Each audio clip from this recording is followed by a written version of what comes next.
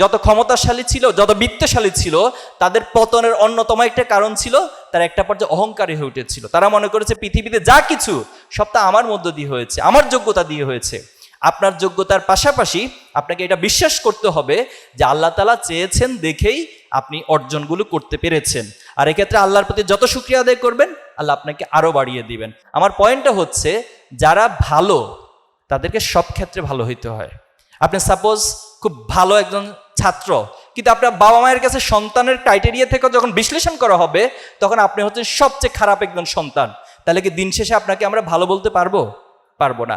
আপনি খুব highly CGPA আপনার, বাট আপনার যারা ফ্রেন্ড সার্কেল রয়েছে, কেউ আপনার ব্যবহারে কখনো সন্তুষ্ট হয় না, আপনার আচরণে কেউ সন্তুষ্ট হয় না, আপনার প্রতি সবার একটা নেগেটিভিটি সবার মধ্যে কাজ করে, তাহলে তো আপনার এই সিজিপিএ এই সমাজে আপনার বন্ধুদের মধ্যে কোনো ইম্প্যাক্ট তৈরি করতে পারলো না। তাহলে এটা তো দিন শেষে ভালো হলো না।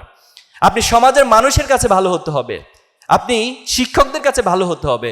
এজন্য ছাত্র শিবির একটা বড় কনসেপ্ট হলো, ছাত্র শিবির যখন প্রতিষ্ঠিত হয়েছিল, তখন প্রতিষ্ঠাকালীন যারা আমাদের দায়িত্বশীল ছিলেন, তারা এই বক্তব্যটা সব জায়গায় দিতেন যে ছাত্র শিবির মানেই হচ্ছে একটা প্যাকেজ প্রোগ্রামের মধ্য দিয়ে তার একাডেমিক এক্সেলেন্সি, তার মোরাল এক্সেলেন্সি এবং সমাজের প্রতি তার যে কমিটমেন্ট, দায়বদ্ধতা, সব কিছুর মধ্য দিয়ে সে সব জায়গায় ভালো হবে। আমরা কি পারবো সে ভালোটা হতে? আল্লাহ আমাদেরকে তৌফিক দান করুক। আজকে এখানেই থাক, ভবিষ্যতে দেখা হলে আবার কথা হবে। আসসালামু আলাইকুম।